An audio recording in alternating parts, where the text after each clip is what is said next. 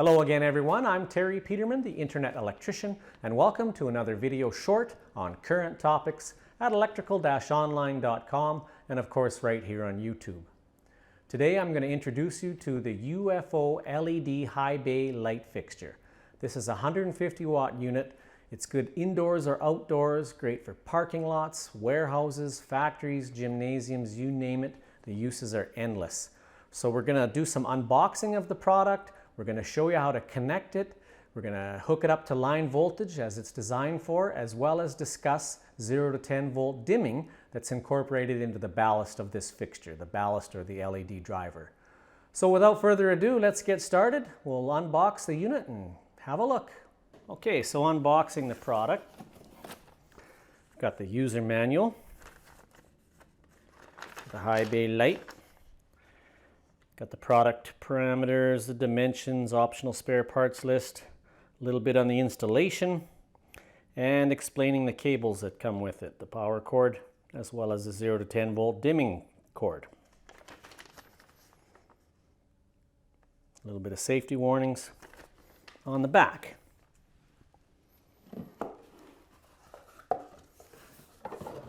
Okay, comes with a mounting bracket.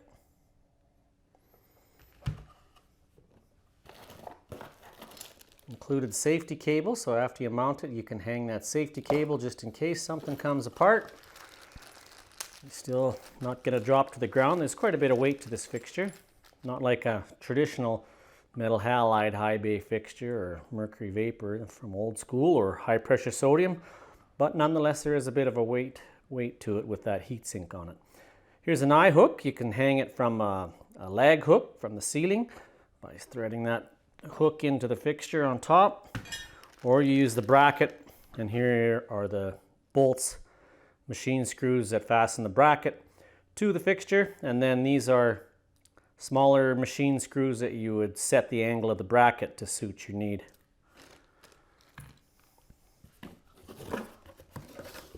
And just while it's sitting here in the box, I'll explain the cords. This comes with the standard North American 15 amp 120 volt plug on the end, so you can plug it into a receptacle, or you can cut off that cord and hardwire it into a junction box. And here's the 0 to 10 volt dimming circuit off of the LED driver. That is what they call the signal input, and we'll explain that when we hook it up. And here's the fixture itself. Polycarbonate lens, heavy heat sink to dissipate the heat generated by the light emitting diodes. It's got all your labeling, and this fixture is certified in Canada and the US through Intertech and through CSA and UL approvals. All the numbers are there. And let's get started on describing how we connect this, how we work with the 0 to 10 volt dimming function. And we'll hook it up.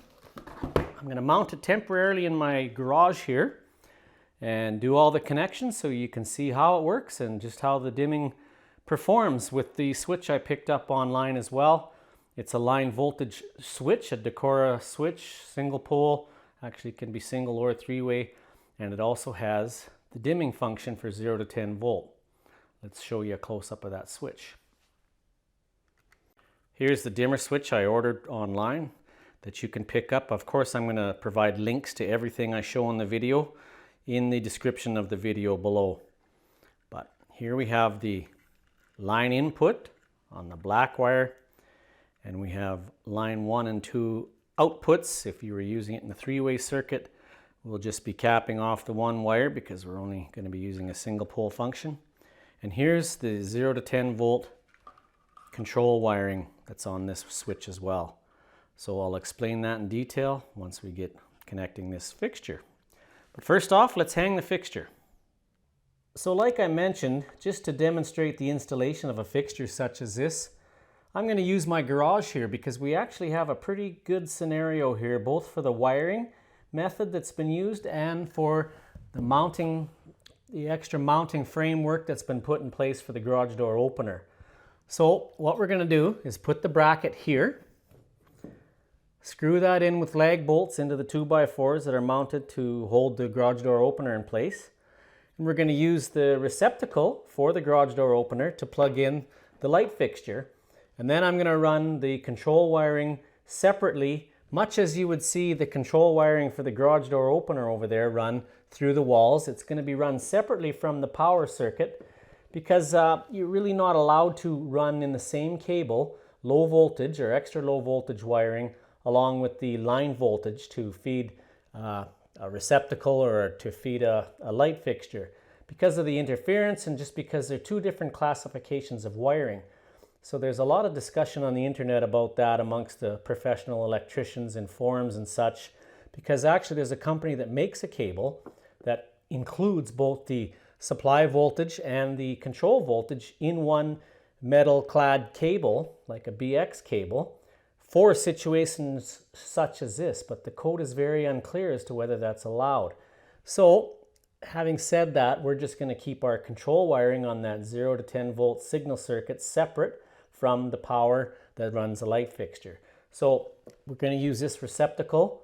We're going to switch that receptacle from the new dimmer switch and run the control wiring separately down to the switch, and then we're going to demonstrate the use of this. So for right now, let's just mount the bracket, get the fixture mounted in place, plug it in, connect the control wiring, and then we'll show you how to connect all that up in the switch box, feeding that receptacle to power the fixture, and then we'll demonstrate how nice and smooth the dimming works on that LED high bay fixture and just how much light that fixture throws out.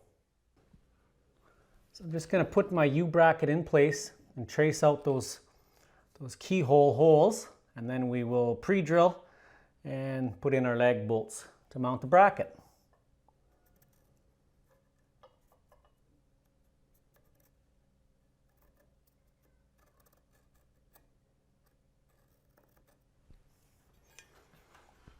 All right, now I'll get my drill, pre-drill some holes. Drill my pilot hole for the bolts, the lag bolts.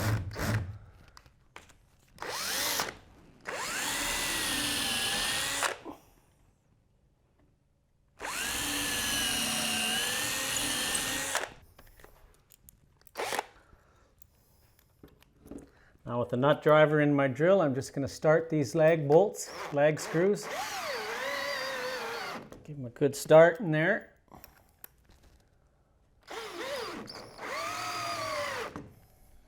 Then we'll put our bracket on and finish tightening those down. And put my bracket in place. And finish tightening up those lag screws.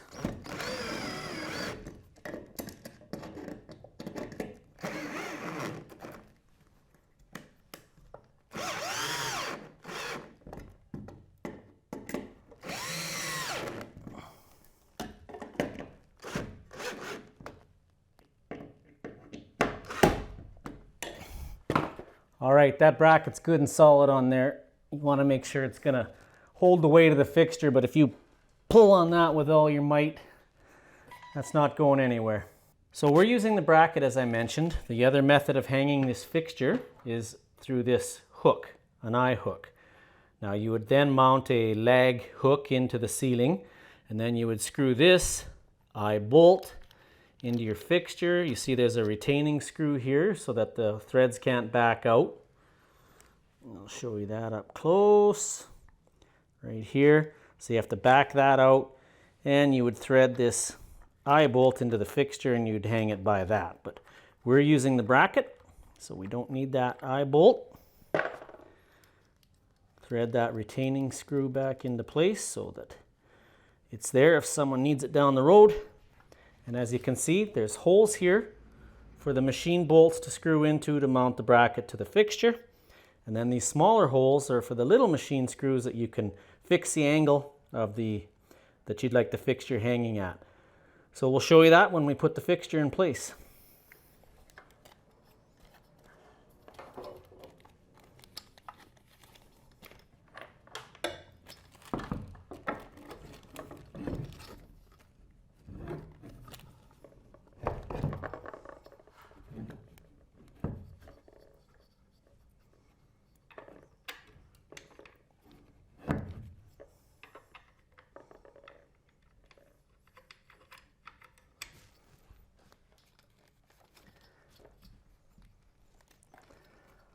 Okay, I've got the main machine screws in place. I'll tighten those down with an Allen wrench. And for the angle, I think we're just going to leave this straight down parallel to the ground as you would get if you hung it by the fixture hook. So I'm going to tighten those down. We're also going to put the safety cable on. I'll get another lag screw. Untangle that stainless steel cable. And I believe I'll just hang it off of this bracket for now, and that'll give us our safety cable. Okay, I've got my stainless steel safety cable all fastened into the bracket up here. Now you may question the need for that when we've got such a sturdy mount such as this, but think about this fixture maybe mounted 25 feet in the air in a factory where there's lots of vibration, and should these bolts ever shake loose, that's a lot of weight to be coming down from that height. It's not a ton of weight here, I'd say maybe 10 or 15 pounds, but still, coming from that height, it's going to do some damage, and not to mention it's going to ruin the fixture. So just snugging up those machine bolts with an Allen head, Allen wrench to tighten them up.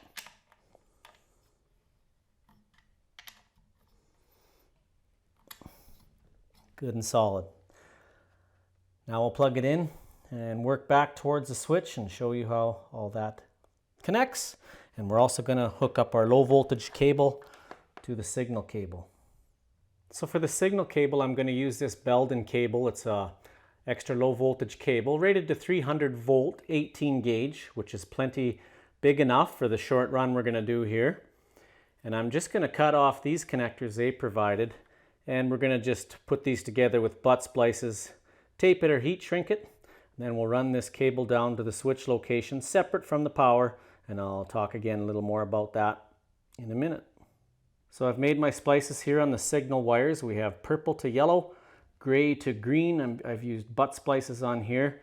Interesting to note that these cables, you don't need to use the signal cables. If you just plug that fixture in, it'll go to full brightness without anything on the 0 to 10 volt signal wires to call for dimming for the fixture. So if you just leave those open circuited,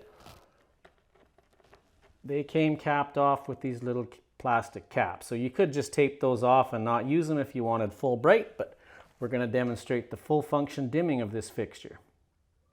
So again, to demonstrate the typical installation of a high bay fixture such as this is going to be my switch box. I'm using my demo wall here so all the wiring is open and you can see it. This is the feed coming from the panel, so that's the hot wire in, and the neutral coming in and spliced to the neutral going out to that receptacle. And here is the wire switch leg going out to that receptacle that we're going to plug this high bay light in. Now I've run my low voltage for the 0 to 10 volt dimming feature on this Belden down to the switch box as well. So we're going to bring that into the box and make our connections on the back of this switch, where we'll put the hot wire to the black. We're going to put the switch leg out to the receptacle to one of the red wires. The other one will cap off. And then on my low voltage cable, we're going to tie on the blue and the white for the dimming function. So again, when I talk about the controversy really overrunning control voltage with supply voltage, it is an issue in the code, and without getting into the sections that it contravenes and such, it's consider it like an air conditioning unit that has a thermostat as well. Well, your thermostat is 18 volts or 24 volts, and your power to the unit could be anywhere from 240 to 600 volts. So they don't want that control cable running in the same cable or conduit as the supply voltage. There's reasons for that, but there are situations such as these LED fixtures now that are controlled with these low voltage signal inputs, where it would be sure nice to have a cable that you could use, like a 12-2 or a 12-4 or a 14-4 cable. Use two of them for the control voltage and use two of them to supply the 120 volt to this fixture, but you can't do that. Like I said, there is a company that has invested a lot of money and got the appropriate approvals to make a cable, a metal jacketed cable like a BX that has the supply voltage and the control voltage shielded, all run inside the same MC cable. But we're just using it this way. This way there's no controversy over it whatsoever. The low voltage 0 to 10 volt signal cable is going to be run separately, and our supply voltage is here to feed the receptacle.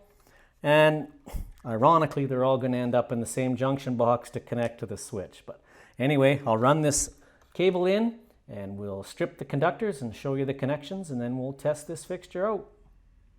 All right, so I've run my low voltage cables into the extra low voltage cables into the box, butt spliced them to the low voltage signal wires, the 0 to 10 volt signal wires off of the dimmer switch. And now I'm going to hook up. I also could have used wire nuts or morettes here, but I used butt splices. When a switching device is provided with ground provisions, you must ground it. So we're going to connect this to the ground wire from the back of the box.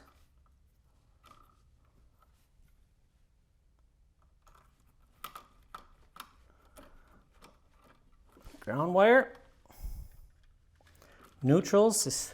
This device doesn't have a neutral, so it doesn't need one. Tuck those neutrals back into the back of the box.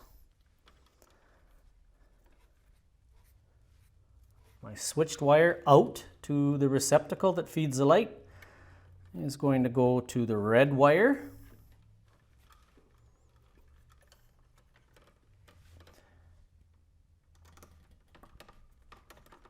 Put that wire nut on, make sure it bites good, and always tug test to make sure the wires aren't going to come out of that splice. And lastly, the power feed. Of course, we've got the breaker off. That'll be a question that'll come up in the comments. Breaker is off always, and always double check with your meter to make sure there's no power on that circuit before you work on any wiring. All right, wire ends are lined up nicely. Spin on the appropriately sized wire nut. That one felt like a bad wire nut, so we're not going to use it.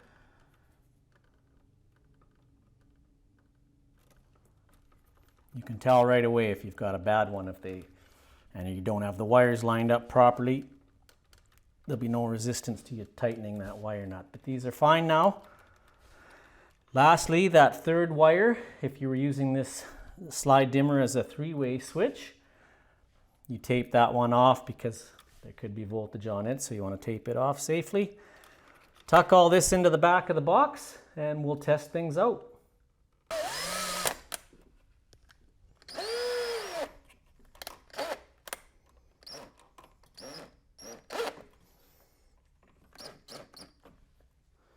So I've got the device mounted in the box, putting on the plate with the plate screws.